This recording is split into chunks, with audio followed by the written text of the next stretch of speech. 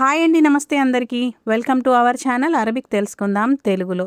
ఈరోజు వీడియోలో నేనైతే మీకు చాలా ముఖ్యమైన విషయాలు ఈ వీడియోలో చెప్పడం జరిగింది. మీకు ప్రతిరోజు ఉపయోగపడే వాక్యాలనైతే ఈ వీడియోలో చెప్పాను.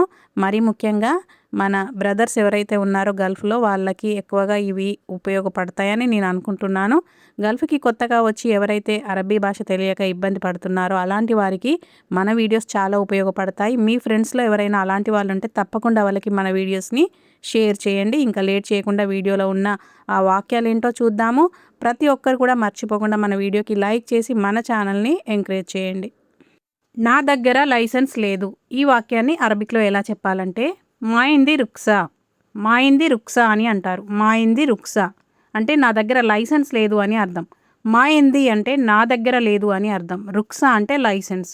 ఎంది అంటే నా దగ్గర ఉంది. మాయింది అంటే నా దగ్గర లేదు అని అర్థం. మాయింది రుక్సా అని అంటారు నా దగ్గర లైసెన్స్ లేదు అని చెప్పడానికి. నా దగ్గర డ్రైవింగ్ లైసెన్స్ లేదు.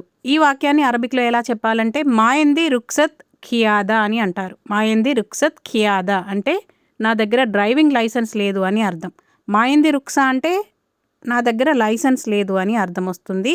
డ్రైవింగ్ లైసెన్స్ లేదు అని చెప్పాలంటే రుక్సత్ కియాదా, మాయింది రుక్సత్ కియాదా అని అంటారు. ఇక్కడ మాయింది అంటే నా దగ్గర లేదు అని అర్థం. రుక్సత్ కియాదా అంటే డ్రైవింగ్ లైసెన్స్ని రుక్సత్ కియాదా అని అంటారు. మాయింది రుక్సత్ కియాదా ఇది ఎక్కువగా డ్రైవర్ పని చేసే వాళ్ళకి చాలా ఉపయోగపడుతుంది.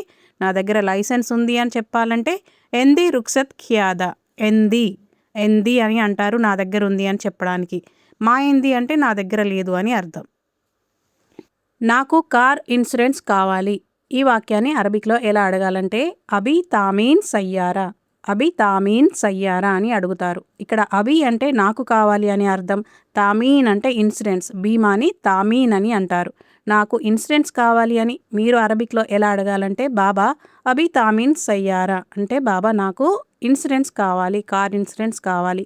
లేదా బాబా కార్ బీమా చేయించుకోవాలి అనే అర్థంలో కూడా మీరు అబీ తామీన్ సయ్యారా అని అడగొచ్చు.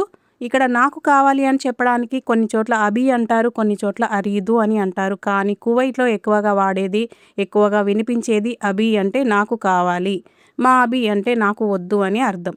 అబీ తామీన్ సయ్యారా అని అంటారు. అతను ఫోన్లో చాలా మాట్లాడుతున్నాడు. దీన్ని రెండు రకాలుగా చెప్పొచ్చు. హువా గిర్గిర్ వాయ్ టెలిఫోన్ లేదా హువా ఎత్కల్లం వాయ్ టెలిఫోన్ అని రెండు రకాలుగా చెప్తారు. ఇక్కడ గిర్గిర్ అంటే అర్థం ఏంటంటే లబలబా మాట్లాడడం, ఎదుటివారికి ఛాన్స్ ఇవ్వకుండా మాట్లాడడం, గొనగడం, నస పెట్టడం, ఇలాంటిది గిర్గిర్ కిందికి వస్తుంది. ఇంకా ఎత్కల్లం అంటే మాత్రం మాట్లాడడం, అతను మాట్లాడుతున్నాడు అనడానికి ఎత్కల్లం అని చెప్తారు. గిర్గిర్ అంటే మాత్రం గొనగడం, నసగడం, చెప్పిందే చెప్పడము, లబలబా మాట్లాడడం అంటే గట్టిగా గొంతేసుకొని మాట్లాడడం, ఇవన్నీ కూడా గిర్గిర్ కిందికి వస్తాయి. హువా అంటే అతను, ఎత్కల్లం అంటే మాట్లాడుతున్నాడు అని అర్థం. వాయిద్ అంటే చాలా లేదా ఎక్కువ అని అర్థం. సందర్భాన్ని బట్టి మనం ఈ వాక్యాన్ని ఉపయోగించాలి. కొంతమంది ఫోన్లో చెప్పిందే చెప్తూ గట్టిగా అరుస్తూ మనతో గొడవ పడుతూ ఉంటారు. అలాంటప్పుడు హువా గిర్గిర్ వాయ్ టెలిఫోన్ అని అంటారు. లేదా నార్మల్గా వాళ్ళ ప్రాబ్లమ్స్ చెప్పుకుంటూ గంటల కొద్దీ ఫోన్ మాట్లాడతారు కదా, అప్పుడు హువా ఎత్కల్లం వాయ్ టెలిఫోన్ అంటే అతను ఫోన్లో చాలా మాట్లాడుతున్నాడు. ఇలాగా సందర్భాన్ని బట్టి ఈ వాక్యాన్ని ఉపయోగిస్తారు. నేను రూమ్లో ఉన్నాను. ఈ వాక్యాన్ని అరబిక్లో ఎలా చెప్తారంటే అనా బిల్ గుర్ఫా, అనా బిల్ గుర్ఫా అని అంటారు. అనా అంటే నేను, బిల్ అంటే లో అని అర్థం, గుర్ఫా అంటే రూమ్. అనా బిల్ గుర్ఫా అంటే నేను రూమ్లో ఉన్నాను అని అర్థంలో అనా బిల్ గుర్ఫా అని అంటారు. నేను రూమ్ లోపలే ఉన్నాను అంటే అనా దాఖల్ గుర్ఫా అని అంటారు. లోకి లోపల అని చెప్పడానికి తేడా తెలుగులో ఎలా ఉందో అరబీలో కూడా లో అంటే బిల్ అని చెప్తారు, లోపల అంటే దాఖల్ అని చెప్తారు. నేను రూమ్ లోపలే ఉన్నాను అన్నప్పుడు అన దాఖిల్ గుర్ఫా అంటారు. నేను రూమ్లో ఉన్నాను అన్నప్పుడు అనబిల్ గుర్ఫా అని అంటారు. ఈ రెండింటికి వ్యత్యాసం ఇదే. లో అని చెప్పడానికి బిల్ అని చెప్తారు, లోపల అని చెప్పడానికి దాఖల్ అని చెప్తారు. నేను రూమ్లో కూర్చొని ఉన్నాను.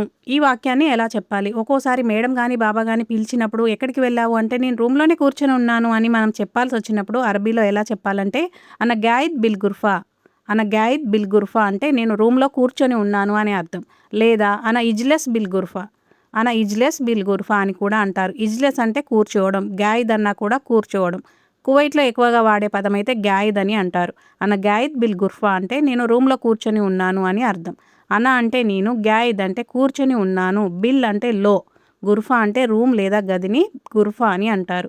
అన గాయత్ బిల్ గుర్ఫా. మామ అన గాయత్ బిల్ గుర్ఫా అంటే మేడం నేను రూమ్లోనే కూర్చొని ఉన్నాను అని అర్థం వస్తుంది. ఒకవేళ నేను రూమ్లో పడుకొని ఉన్నాను, నేను రూమ్లో పడుకున్నాను, ఈ వాక్యాన్ని అరబిక్లో ఎలా చెప్పాలంటే అన నాయిమ్ బిల్ గుర్ఫా, అన నాయిమ్ బిల్ గుర్ఫా అని అంటారు. అన అంటే నేను, నాయిమ్ అంటే పడుకున్నాను, బిల్ అంటే లో, గుర్ఫా అంటే రూమ్. అన నాయిమ్ బిల్ గుర్ఫా, నేను రూమ్లో పడుకున్నాను అనే అర్థంలో ఇలా చెప్పొచ్చు. రూమ్లో కూర్చున్నాను అని చెప్పాలంటే అన గాయత్ బిల్ గుర్ఫా అని అంటారు. నేను రూమ్లో పడుకున్నాను అంటే అన నాయిమ్ బిల్ గుర్ఫా అని అంటారు. నువ్వు వద్దు అన్నావు, ఈ వాక్యాన్ని ఎలా చెప్పాలంటే ముందుగా మగవారితో ఎలా చెప్పాలంటే ఇంత గిల్త్ లా, బాబా ఇంత గిల్త్ లా, బాబా ఎమ్స్ ఇంత గిల్త్ లా, బాబా నిన్న నువ్వు వద్దని చెప్పావు అనే అర్థంలో ఇలా చెప్పొచ్చు. ఒకవేళ మేడంకి చెప్పాలంటే మామ ఇంత గిల్తీ లా, మామ ఇంత గిల్తీ ఎమ్స్ లా అంటే మేడం నిన్న నువ్వు వద్దు అని చెప్పావు ఇలా చెప్పొచ్చు. అయితే మనం ఎలా చెప్తామంటే ఇంత గిల్త్ మా ఎబి, ఇంత గిల్త్ మా ఎబి అంటే నువ్వు నాకు వద్దు అన్నావు అని చెప్పావు అనే అర్థంలో ఇలా వస్తుంది. అలా ఎప్పుడు చెప్పకండి. ఇంత గిల్త్ మా ఎబి అంటే నువ్వు నాకు వద్దని అన్నావు అనే అర్థంలో మనం ఎక్కువగా వాడుతూ ఉంటాము.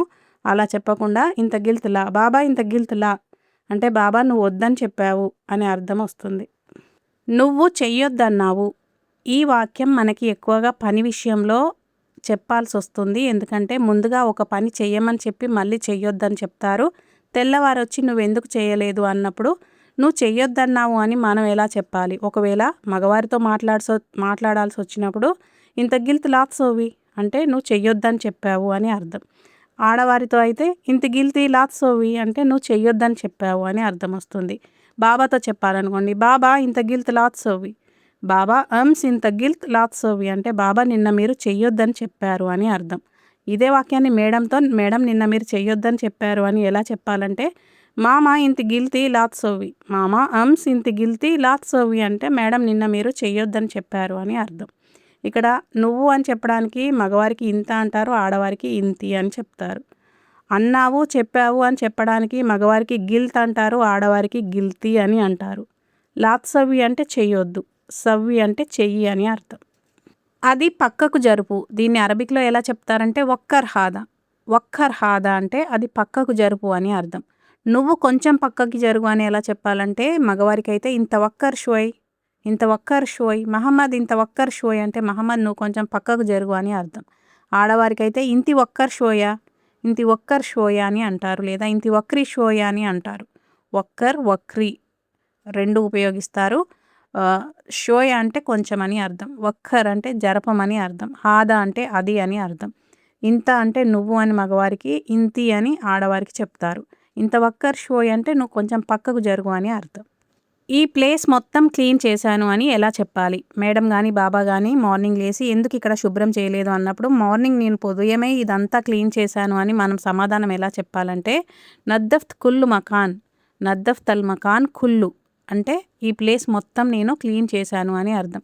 బాబా అన నద్దఫ్త్ మకాన్ కుల్లు, లేదా బాబా అన నద్దఫ్త్ కుల్లు మకాన్ అంటే మొత్తం ప్లేస్ అంతా కూడా నేను శుభ్రం చేశాను అనే అర్థంలో ఇలా చెప్తారు. ఇక్కడ నద్దఫ్త్ లేదా నజ్జఫ్త్ అంటే శుభ్రం చేశాను అని అర్థం. మఖాన్ అంటే స్థలం, ఒక ప్లేస్, ఒక స్థలాన్ని మఖాన్ అని అంటారు. కుల్లు అంటే మొత్తం అని అర్థం. అన నజ్జఫ్త్ కుల్లు మఖాన్ అంటే నేను ఈ ప్లేస్ మొత్తం క్లీన్ చేశాను అని అర్థంలో మీరు ఇలా చెప్పొచ్చు. వీడియో చివరికైతే వచ్చేసామండి. ఇలాంటి అరబిక్ వీడియోస్ కోసం మన ఛానల్ని సబ్స్క్రైబ్ చేసుకోండి. అలాగే తప్పకుండా మన వీడియోకి లైక్ చేసి మన ఛానల్ని ఎంకరేజ్ చేయండి. మరొక కొత్త వీడియోతో మరికొన్ని కొత్త పదాలతో తొందరలోనే మళ్ళీ కలుద్దాం.